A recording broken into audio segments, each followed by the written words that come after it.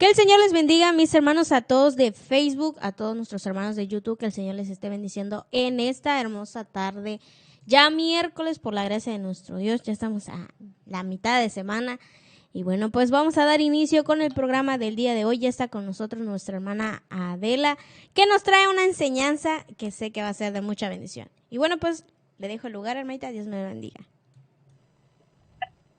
Otra oportunidad para disfrutar la palabra de Dios que está registrada en el Evangelio de Juan. Estamos leyendo el capítulo 4 a partir del versículo 43 y probablemente terminemos el capítulo 5. No queremos correr, pero este capítulo 5 enfatiza la relación del Padre y el Hijo en su desempeño entre la gente de ese tiempo.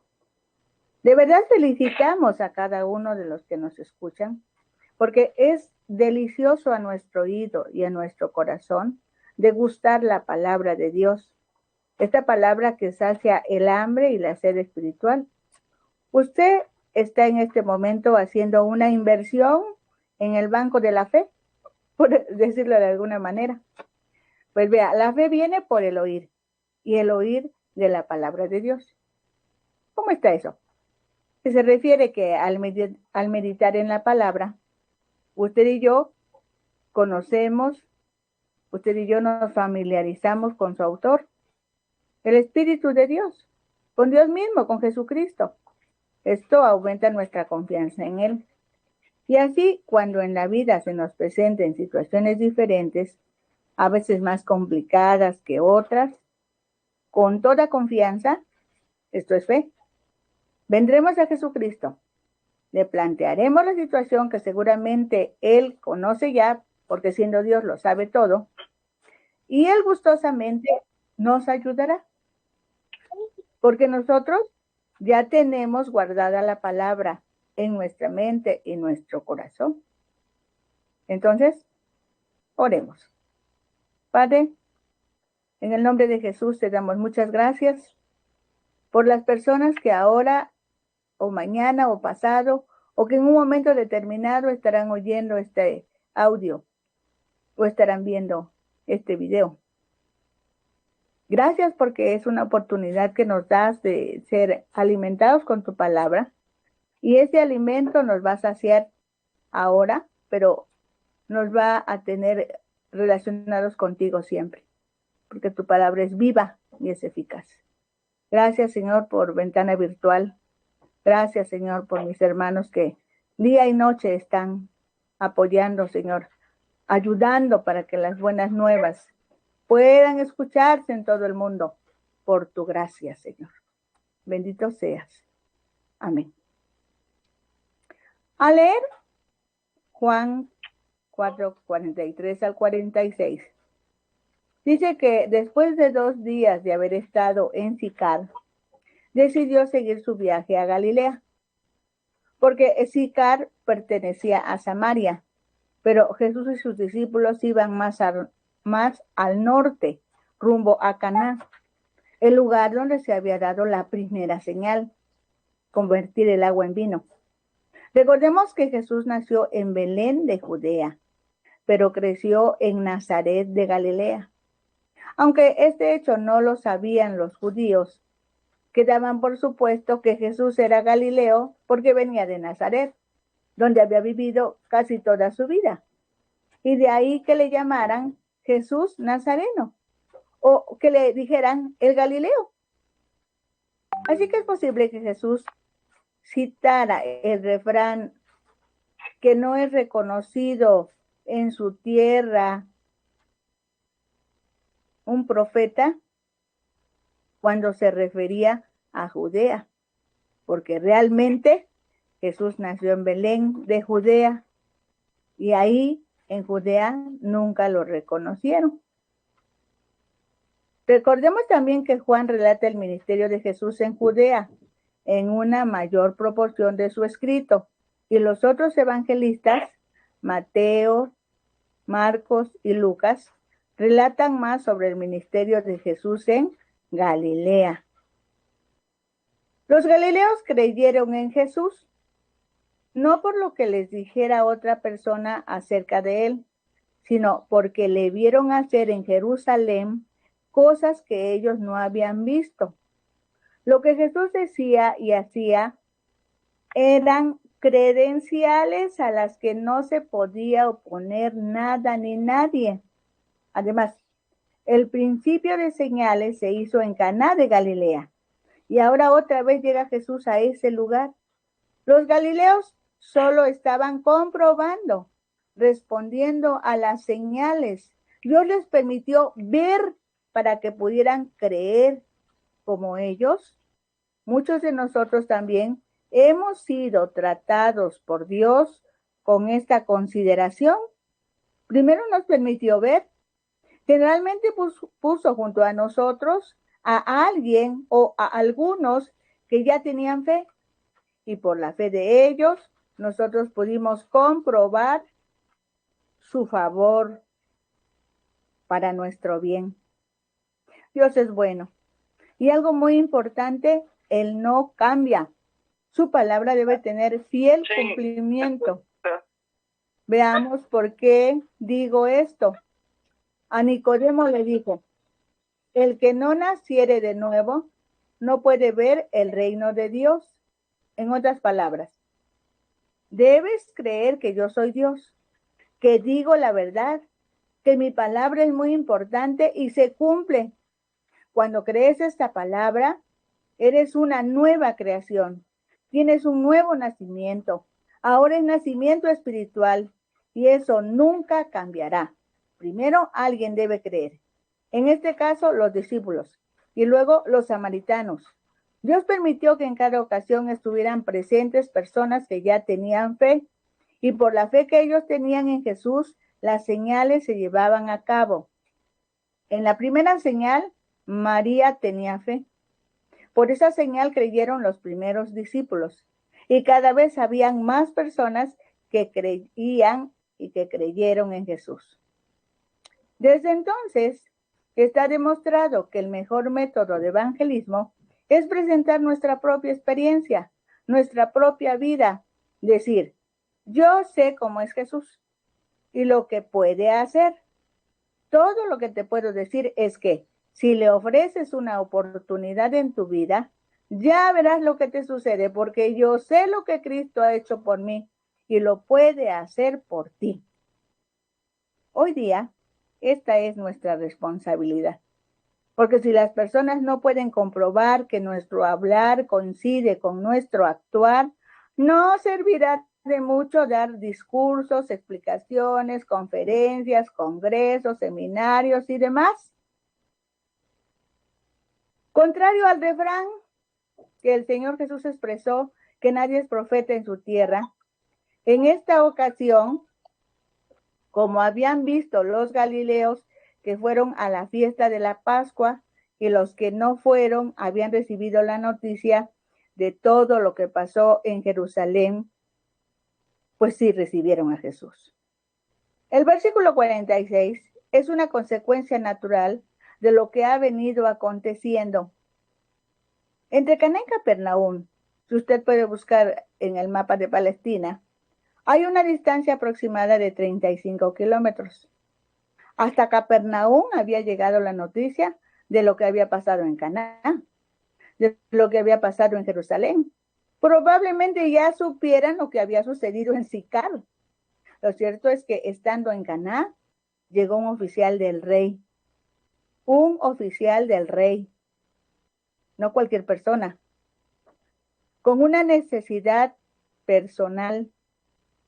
Se trataba de un hombre de posición elevada en la corte de Herodes, que podría, pues, significar, o podríamos decir casi un reyesuelo, que hacía un largo viaje para encontrarse con un carpintero del pueblo de Nazaret. Para que esto sucediera, fue necesario que este hombre, pues como decimos, se tragara su orgullo. Tenía una necesidad angustiosa y ni los convencionalismos ni los formatos pudieron evitarlo. tenía esa necesidad y llegó hasta Jesús. Generalmente la gente estaría asustada, pero no importaba el que dirán con tal de obtener la ayuda que tanto necesitaba. Muchas veces, también nosotros, si queremos de veras la ayuda de Jesús, o sabemos que Jesús nos puede dar ayuda, tenemos que ser lo suficientemente humildes para tragarnos nuestro orgullo y no tener en cuenta lo que diga la gente. Pues fijémonos, resulta que tenía un hijo enfermo. Y ante esta situación, es muy interesante que nosotros podamos analizar el encuentro. Para ello tenemos que ir a Juan 4 y ver del 47 al 54.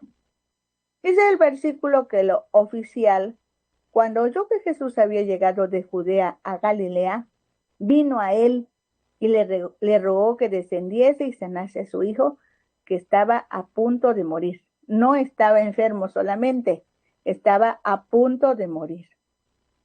La necesidad, la necesidad le hizo que él hiciera ese viaje tan largo. Él estaba enseñado a tratar a las altas autoridades. Él era un auxiliar del rey.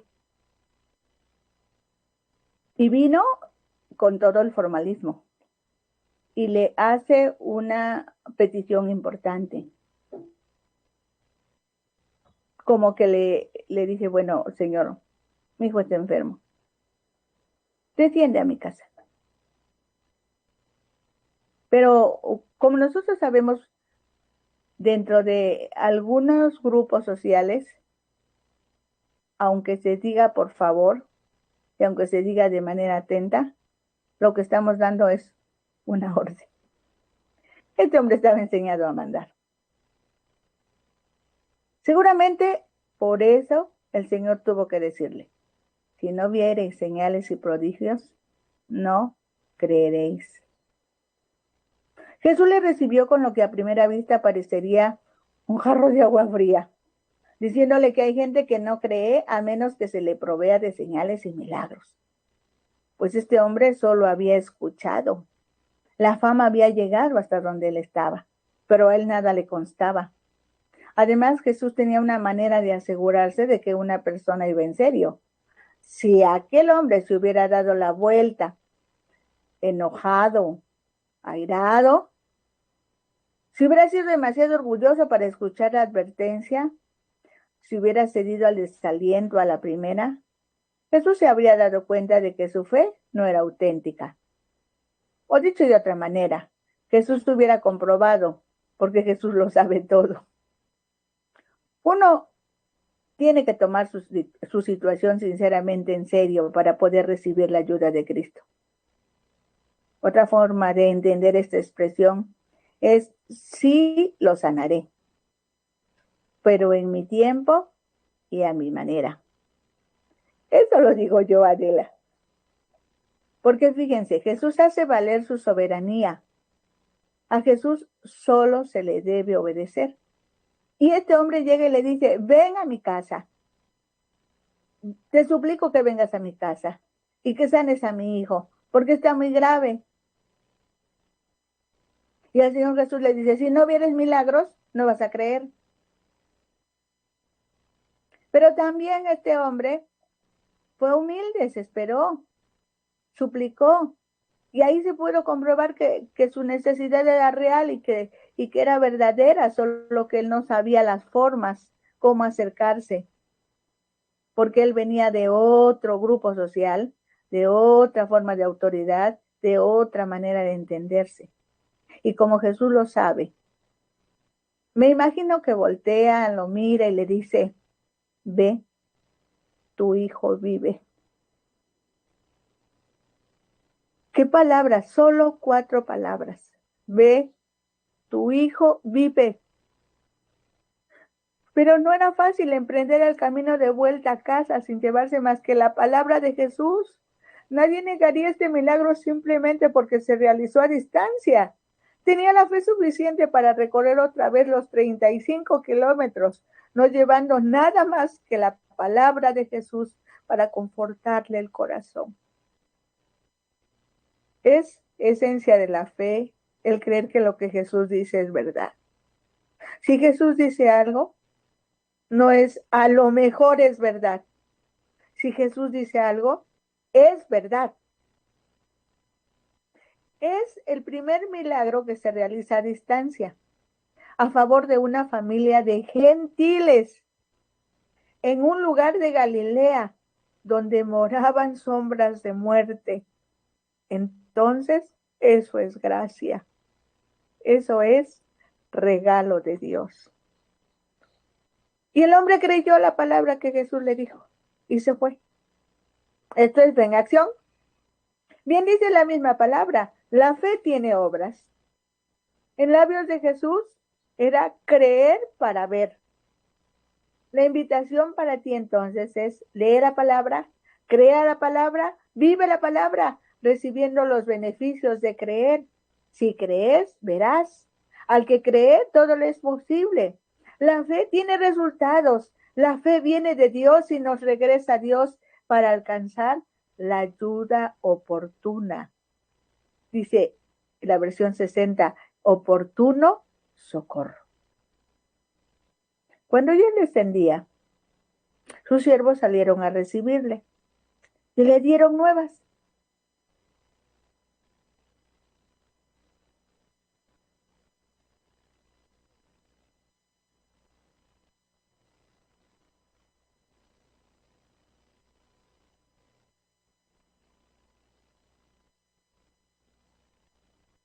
Había dicho, tu hijo vive, y creyó él con toda su casa. Ya no solamente él,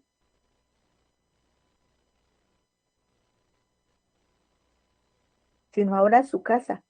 ¿Y por qué creyeron? Porque vieron, también creyeron, porque les dijo, exactamente a esta hora, ese hombre Galileo, ese carpintero, porque mi hijo estaba vivo, y él sabía que mi hijo estaba sano ya. Entonces todos creyeron, estaba en persona. Estaba la fe activada en la vida de este hombre. Versículo 54. Esta segura señal hizo Jesús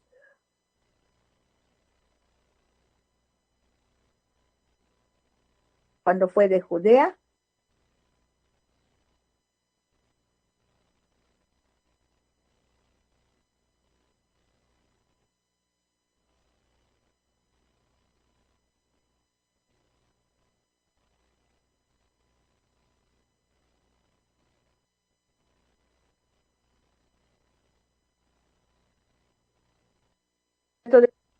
el capítulo habla de una multiplicación de los peces y los panes. Ahí está. Al inicio del capítulo 5 dice que después subió a Jerusalén. Leyendo en estos capítulos es congruente con los lugares según el mapa, según la distribución geográfica de ese territorio. Por eso decimos que debiera leerse el capítulo 4, el 5. Algunos estudiosos de la Biblia dicen que debiera quedar así.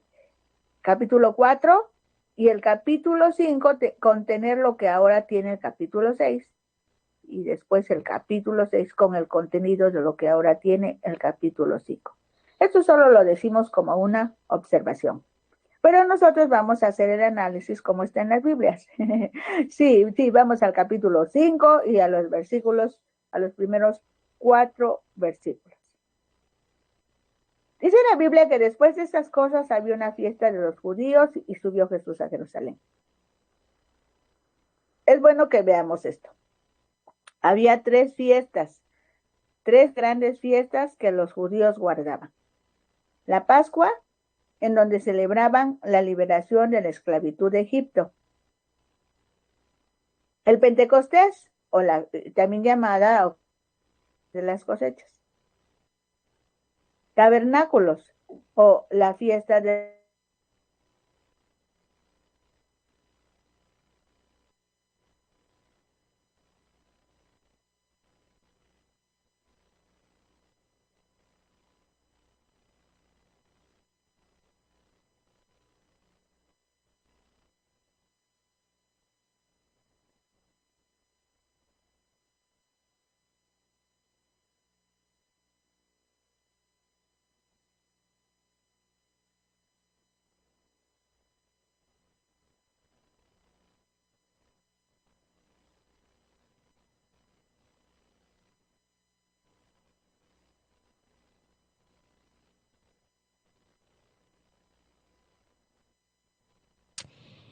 Bueno, hermanita, ¿me escuchas? Atoró su video.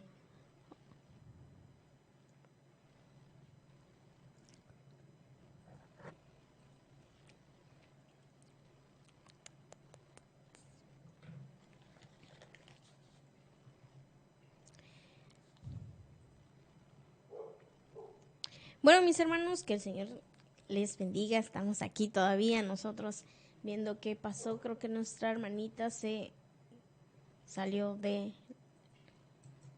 la transmisión porque está fallando el internet. Entonces vamos a ver si podemos recuperar la señal con nuestra hermanita y seguimos aquí escuchando la enseñanza del día de hoy.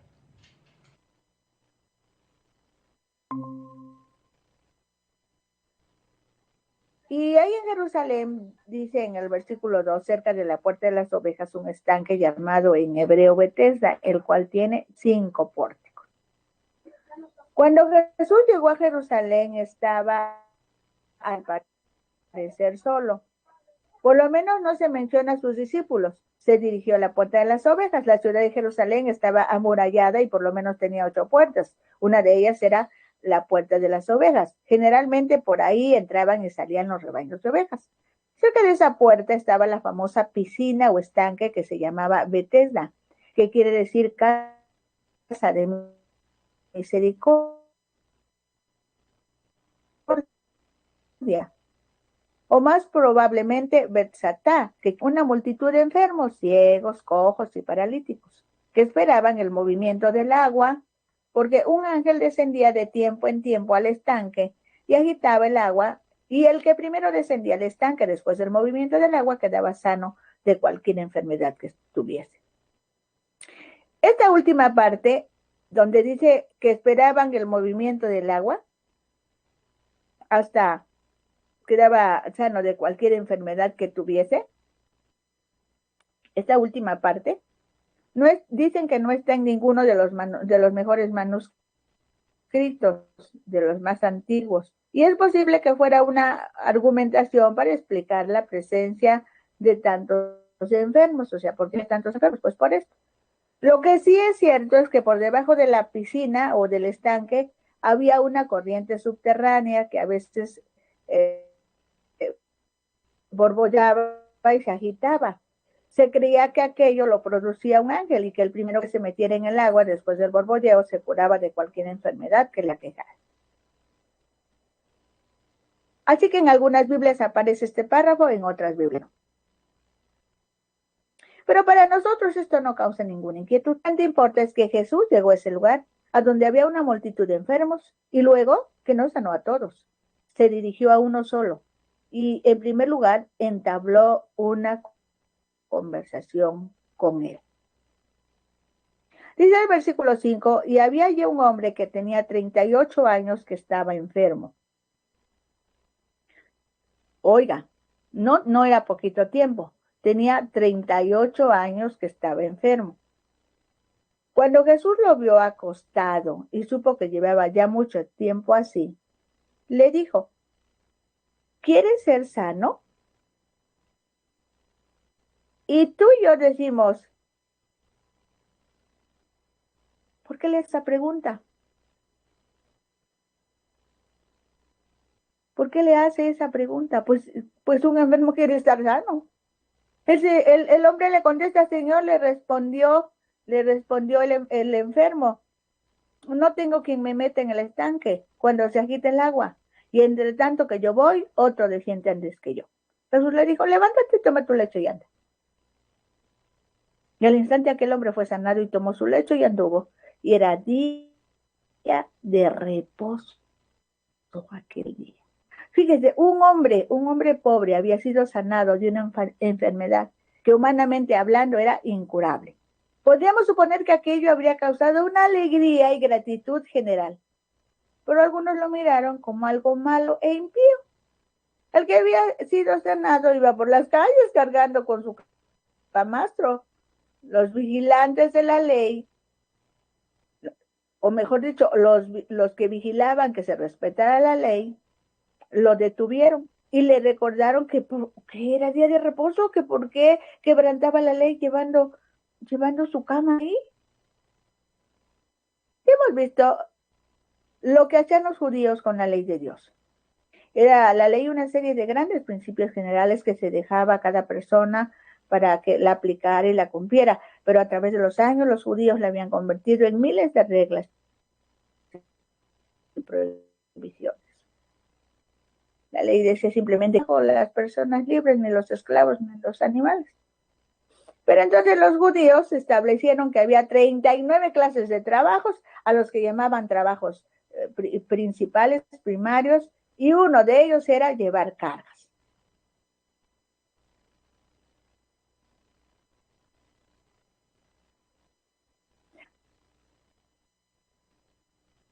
Se basaban especialmente en dos pasajes. Jeremías había dicho, así ha dicho el Señor, guardaos, cargas de vuestras, ni hagáis ningún trabajo, sino santificad el sábado como mandé a vuestros antepasados.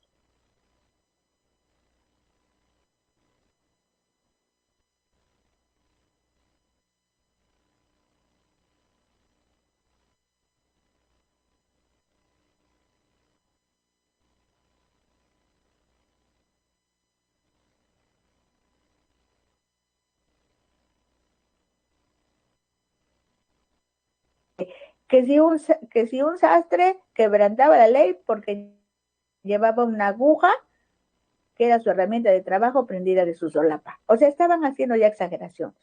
Por todas estas cosas, ellos cuidaban que todos cumplieran la ley. Cuando se dieron cuenta de lo que había pasado, los judíos dijeron a aquel que había sido sanado, es día de reposo, no te es lícito llevar tu lecho. Y él les respondió, el que me sanó, él mismo me dijo, toma tu lecho y anda. Se defendió diciendo que el que le había sanado le había dicho que lo hiciera y él ni siquiera sabía que había sido Jesús el que lo sanó. Algo más adelante, Jesús se lo encontró que la persona que lo había sanado había sido Jesús.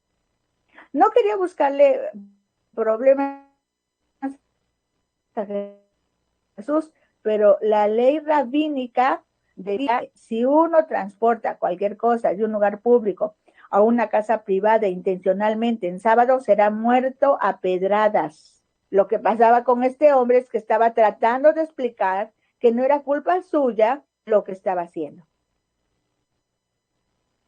El hombre que me sanó, ese me dijo, o sea, a él, si van a pedrear a alguien, viendo cómo hacerlo, él por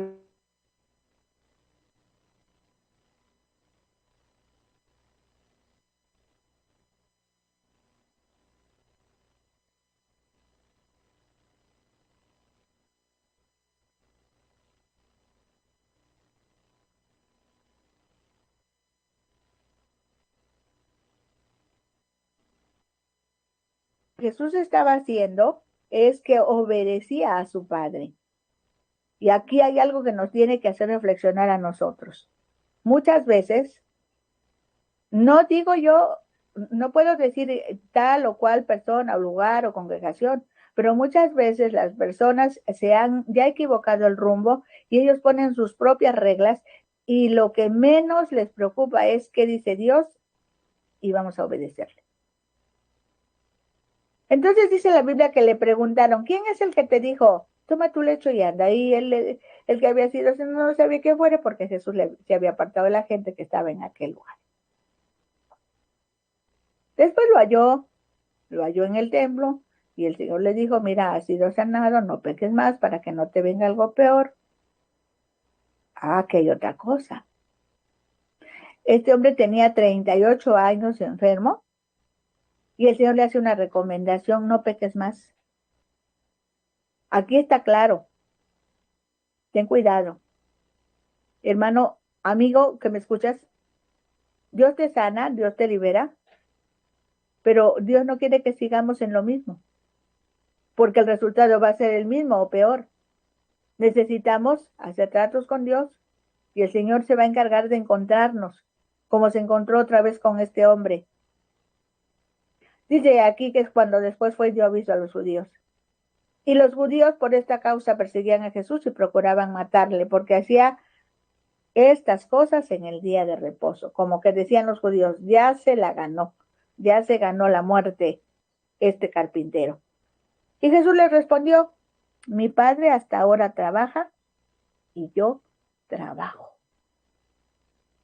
Hermanos, aquí el Señor Jesús y su Padre son uno solo. Ellos toman acuerdos, ellos son la máxima autoridad. Y como dijeran a alguna persona, lo sentimos por nosotros, porque Dios, el Padre y el Espíritu Santo son uno solo. Ellos son los verdaderos soberanos y se tendrá que hacer su voluntad, como se hace en el cielo, aquí también en la tierra, si queremos que su reino se extienda.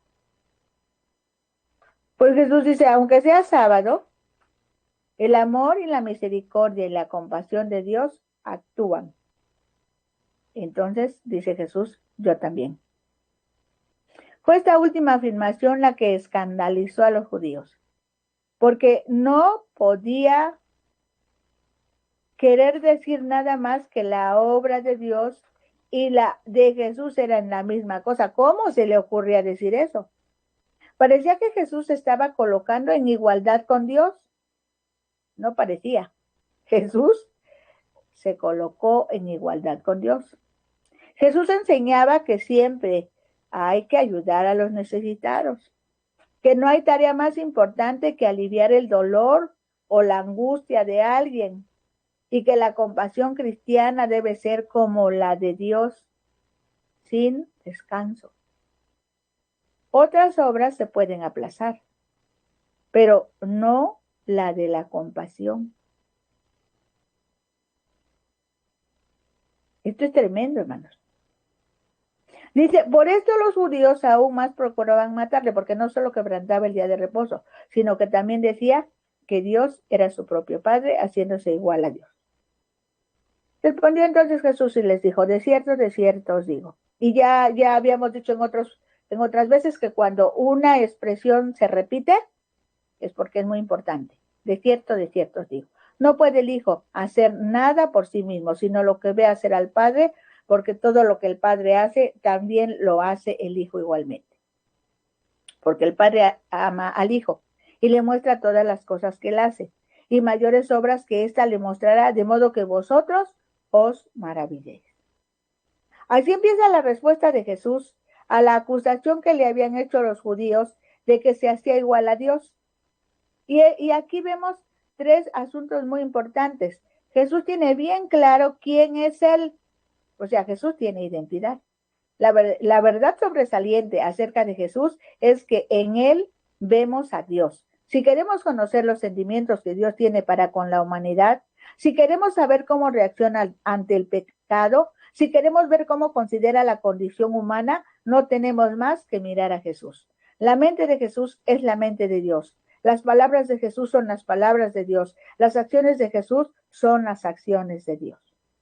Entonces la identidad de Jesús no se basa tanto en la igualdad, se basa en la obediencia total.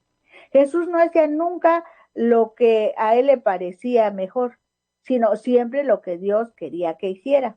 Precisamente porque su voluntad estaba totalmente sometida a la de Dios, es por lo que podemos ver a Dios en él. Jesús es para con él lo que nosotros debemos ser para con Jesús. Interesante, ¿verdad? Por eso tenemos que conocer la vida de Jesús. Por eso tenemos que analizar su actuar. Porque nosotros debemos reflejar a Jesús. Esta obediencia no consiste en sumisión a un poder. Esta obediencia es en amor. La unidad entre Jesús y Dios es la unidad del amor. A veces conocemos dos mentes que tienen una misma manera de pensar o dos corazones que laten al unísono. En términos humanos, esa es la descripción perfecta de la relación entre Jesús y Dios. Hay una identidad tan completa de mente, voluntad y corazón que el Padre y el Hijo son uno. También el Espíritu Santo está con ellos, aunque ahorita estamos hablando de esa relación entre el Padre y el Hijo.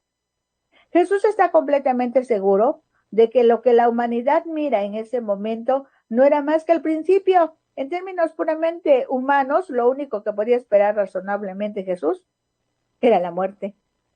Las autoridades religiosas y la nobleza judía se estaban uniendo en contra suya y el fin era ya seguro, pero a Jesús no le cabía la menor duda de que el futuro estaba en las manos de Dios y que nadie podía impedirle que hiciera lo que Dios le había enviado a hacer. Aunque era seguro que no le entenderían, que sus palabras inflamarían las mentes de sus oyentes y pondrían en peligro su vida, estaba fuera de toda cuestión, pero Jesús no podía adulterar la verdad. Presentaría sus credenciales. Para él lo único importante era ser fiel para con Dios y no el evitar los peligros a que se pudiera exponer. Y sigue diciendo, porque como el Padre levanta a los muertos y les da vida, así también el Hijo a los que quiere da vida. Porque el Padre a nadie juzga, sino que todo el juicio dio al Hijo, para que todos honren al Hijo como honran al Padre. El que no honra al Hijo, no honra al Padre que le envió. De cierto os digo, el que oye mi palabra y crea al que me envió tiene vida eterna y no vendrá condenación, mas ha pasado de muerte a vida. De cierto os digo, viene la hora y ahora es cuando los muertos oirán la voz de Dios, del Hijo de Dios, y los que la oyeren vivirán. Porque como el Padre tiene vida en sí mismo, así también ha dado al Hijo tener vida en sí mismo. Y también le dio autoridad para hacer juicio por cuanto es el Hijo del Hombre. No os maravilléis de esto, porque vendrá hora cuando todos los que están en los sepulcros oirán su voz, y los que hicieron lo bueno saldrán a resurrección de vida, mas los que hicieron lo malo a resurrección de condenación. Pero no es que Jesús presente sus credenciales como el Mesías de Dios solo en estas palabras, sino que está implícito en frase tras frase. El mismo milagro que había realizado en el paralítico era una señal de que Jesús era el Mesías. La descripción que nos hace Isaías de la nueva era de Dios incluía que el cojo saltaría como un ciervo, y en la visión de Jeremías, cojos y ciegos se reunirían. Estaba ahí, estaba cumpliéndose. Tenemos la declaración que hace Jesús en repetidas ocasiones de que Él resucitará a los muertos y será su juez. En el Antiguo Testamento, Dios era el único que podía resucitar a los muertos y que tenía el derecho de juzgarlos. Así dice el Deuteronomio, yo soy y no hay más dioses a mi lado. Yo hago morir y yo hago vivir. El Señor mata y Él da vida, dice primero de Samuel. Cuando el general Ciro Naamán acudió a que lo curaran de la lepra, el rey de Israel dijo, alucinado de desesperación, ¿soy yo Dios que mate y dé vida? El poder para hacer morir y vivir pertenecía solamente a Dios, y lo mismo sucedía con el juicio. El juicio es de Dios. En el pensamiento de épocas sucesivas, esta función de resucitar y posteriormente juzgar a los muertos se le reconoció como una de sus atribuciones al Mesías cuando viniera a inaugurar la nueva era de Dios. Por eso dice, no puedo yo hacer nada por mí mismo, según oigo, así juzgo, y mi juicio es justo, porque no busco mi voluntad, sino la voluntad del que me envió, la del Padre. Si yo doy testimonio acerca de mí mismo, Mi testimonio no es verdadero, pero otro es el que da testimonio acerca de mí. Sé que el testimonio que da de mí es verdadero. Vosotros enviasteis mensajeros a Juan y él dio testimonio de la verdad, pero yo no recibo testimonio de hombre alguno, más digo esto para que vosotros seáis salvos. Jesús había dicho que el propósito de sus palabras era que ellos se salvaran. Aquí dice, no busco la gloria que me puedan dar los hombres. Es decir, no estoy discutiendo porque quiero que se me dé la razón. No estoy hablando así porque quiero apalearlos y ganar vuestro aplauso, sino porque os amo, porque los amo y los quiero salvar. Aquí hay algo tremendo. Cuando se arma una controversia, ¿cuál es nuestra actitud fundamental? ¿Nos damos por ofendidos? ¿Nos sentimos heridos en nuestro corazón? ¿Queremos hacer tragarle a los demás sus opiniones o sus palabras? Jesús hablaba como hablaba solamente porque amaba a las personas. Su tono podía ser serio, pero en esa seriedad dominaba el acento del amor anhelante. Le centelleaban los ojos seguramente porque la llama era una llama de amor. Él era antorcha que ardía y alumbraba, y ustedes quisieron regocijarse en un poco de su luz. Mas yo tengo mayor testimonio que el de Juan, porque las obras que el Padre me dio para que cumpliese las mismas obras que yo hago, dan testimonio de mí que el Padre me ha enviado. También el Padre me envió a darles testimonio de mí. Nunca han oído su voz, ni han visto su aspecto, ni tienen su palabra morando en ustedes, porque a quien Él envió, ustedes no le creen. Los escribas y los fariseos anhelaban las alabanzas de la gente, se vestían de forma que todos los pudieran reconocer, rezaban de manera que los pudieran oír, les encantaban los primeros asientos en la sinagoga, procuraban que los saludaran respetuosamente en las calles, y precisamente por todo eso no podían escuchar la voz de Dios. ¿Por qué? Mientras uno no se compare nada más que con los demás, pues encontrará motivos para quedarse satisfecho. Pero lo importante no es yo soy mejor que mis vecinos, sino soy tan bueno como el Señor Jesús. ¿Qué opinión tiene de mí el Señor? Eso es lo que vale. Mientras nos comparemos con nuestros semejantes, siempre podremos encontrar a algunos a los que consideremos inferiores, y eso hace imposible la fe, que nace de un sentimiento de necesidad, como explicó tan claramente Jesús en la parábola del fariseo y el publicano. Pero cuando nos comparamos con Jesucristo, nos vemos reducidos a nuestra estatura real y entonces nace la fe, porque no podemos hacer otra cosa que confiar en la misericordia de Dios. Los judíos creían que los libros que leían, que les había dejado Moisés, eran la mismísima palabra de Dios. Jesús les dijo, si hubieran leído esos libros como es debido, pues se habrían dado cuenta que todos me señalan a mí. Ustedes creen que porque Moisés fue el mediador, están a salvo, pero Moisés es el que los va a condenar.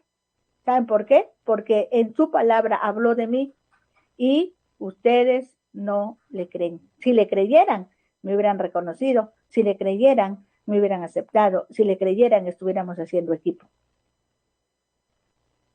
Y les dice el Señor. Entonces, yo y el Padre somos uno solo, damos vida, recibimos honra los dos, pues vamos a juzgar y juzgamos y podemos resucitar a los muertos. Y ya en el versículo 39 dice, escudriñar las escrituras, porque a ustedes les parece que en ella tienen la vida eterna y dan testimonio de mí, y no quieren venir ustedes a mí para que tengan vida. Gloria de los hombres no recibo, mas yo los conozco, que no tienen amor de Dios en ustedes. Yo he venido en nombre de mi Padre y no me reciben. Si otro viene en su propio nombre, a este van a recibir. Así viene en su propio nombre. Había habido una sucesión de impostores que pretendían ser el Mesías, y todos habían tenido seguidores. Eso está en Marcos, en Mateo. ¿Por qué sigue la gente a los impostores? Porque son personas cuyos programas están de acuerdo con los deseos de los demás. Los mismos impostores venían prometiendo imperios y victoria y prosperidad material. Jesús vino prometiendo una cruz. Cuidado. La característica del impostor es que ofrece el camino fácil. Jesús ofrece a la humanidad un camino duro para ir a Dios. Los impostores perecieron. Pero la noticia es que Cristo vive.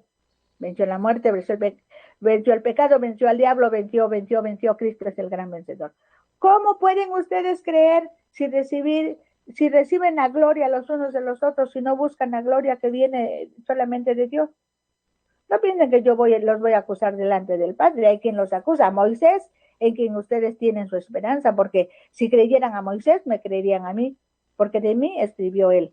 Pero si no creen a sus escritos, tampoco van a creer a mis palabras. ¿Cómo van a creer mis palabras? No leían ellos las escrituras como era debido. Las leían con mente cerrada. No buscaban a Dios, sino andaban buscando argumentos para que apoyaran sus puntos de vista.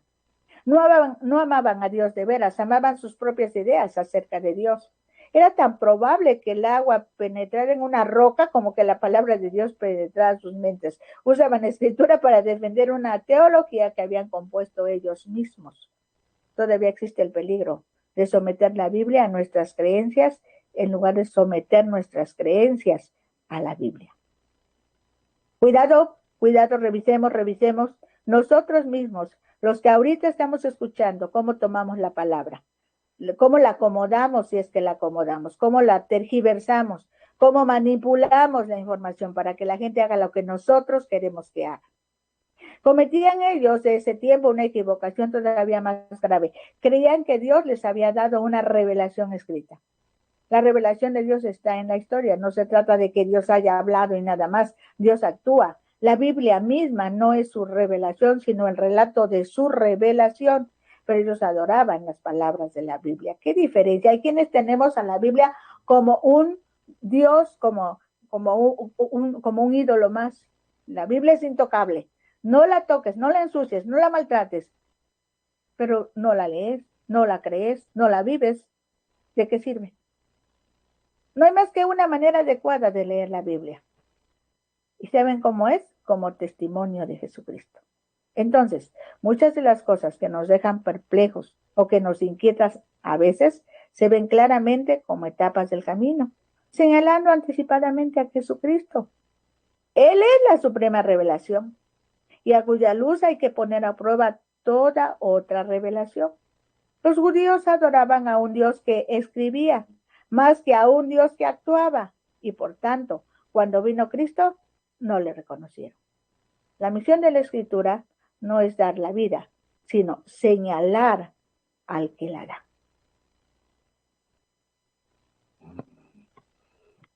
Amén.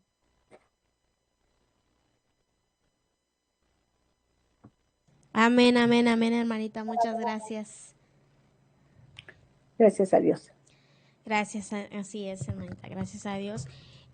Solo para comunicarle que tuvimos algunas fallas durante el comienzo. Otra vez. Sí, con el comienzo. Cuando se quitó la proyección, entonces ya empezó a salir todo bien. Entonces, esperemos en Dios. Yo me imagino es el internet. Es el internet, hermanita, que ha estado fallando. Y no solamente a usted, sí, por eso había a nosotros nos a varios. Ajá. Porque como ha habido tantos cambios últimamente, pues entonces está afectando bastante el internet a muchos, a muchísimos. Entonces eso afecta también nuestra transmisión. Pero no pasa nada. Esta transmisión se queda, hermanita, y si Dios permite, nos vemos el próximo miércoles a la misma hora. Y esperemos en Dios, en oración lo vamos a poner que todo salga perfectamente. Con la ayuda de Dios, hermana. Entonces estamos ahí y ya si nos pasa el link para que la podamos escuchar, pues se lo vamos a agradecer. Amén, amén. Ok, hermanita. Gracias, hermana. Bendiciones. Amén. Igualmente.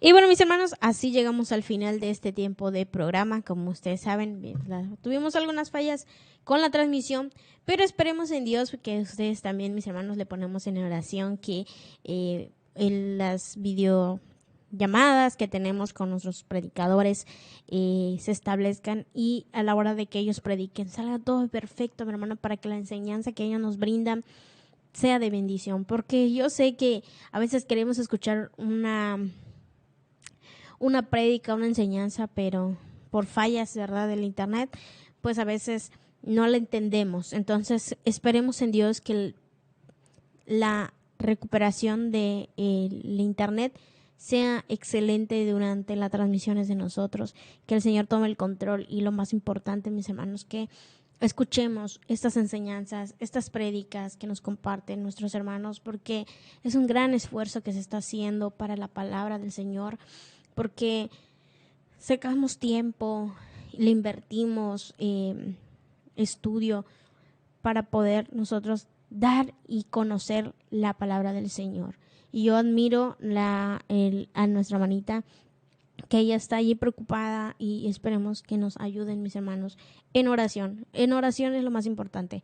Que el Señor les bendiga y seguimos aquí en Ventana Virtual Cristiana Radio.